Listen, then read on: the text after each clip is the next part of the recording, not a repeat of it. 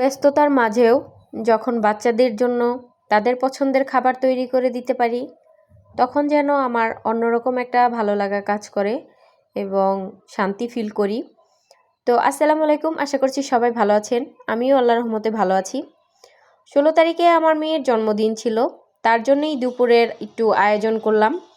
আর অল্প অল্পই করেছি, যেহেতু আমি অনেক ঝামেলার মধ্যে আছি আর বাসা পাল্টাবো, এই কারণে অনেক কাজের ঝামেলা।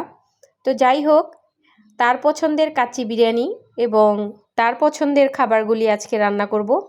প্রথমেই আমি মশলাগুলি কষিয়ে নিয়ে আর আলুটা আলাদা করে ভেজে নিয়েছিলাম।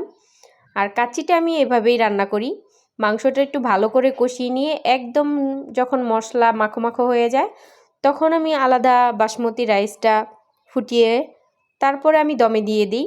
আর এইদিকে চিকেন ভেজে নিয়েছিলাম, চিকেনগুলি রোস্ট করব।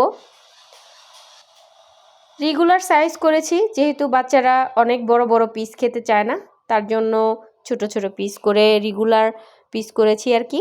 এই তো আমি পেঁয়াজ বেরেস্তা দিয়ে আর একটু জর্দার কালার দিয়ে আমি এখন কাচ্চিটা দমে দিয়ে দিব। তারপরে এদিকে রোস্ট বসিয়ে দিলাম।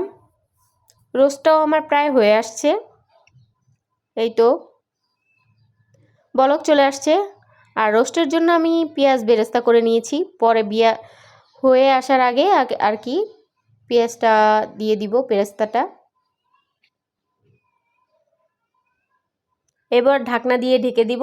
আর এই তো প্রায় আমার রোস্ট হয়ে আসছে, আমি এখন চুলাটা অফ করে দিয়ে পরিবেশন করতে যাব। আর বাচ্চারা যখন তাদের পছন্দের এই খাবারগুলি পায়, তখন খুব খুশি হয়ে যায়। আর এখন আর ওরা বড় হয়ে গিয়েছে, এই জন্যে লাইবার জন্মদিনটা আর আমি পালন করি না।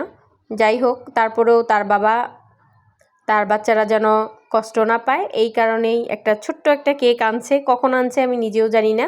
আর এদিকে আমি সালাদ রেডি করেছি, এখন লাইবাকে খেতে দিব। অনেক লেট হয়ে গেছে আমার রান্না করতে। এই তো ছোট্ট একটা কেক নিয়েছিল আপনাদের ভাইয়া, তারা দুই বোনে মিলে পালন করলো। ভিডিওটি কেমন লেগেছে অবশ্যই কমেন্টে জানাবেন। আর আমার বাচ্চাদের জন্য দোয়া করবেন সবাই। সবাই ভালো থাকবেন, সুস্থ থাকবেন। আল্লাহ হাফেজ।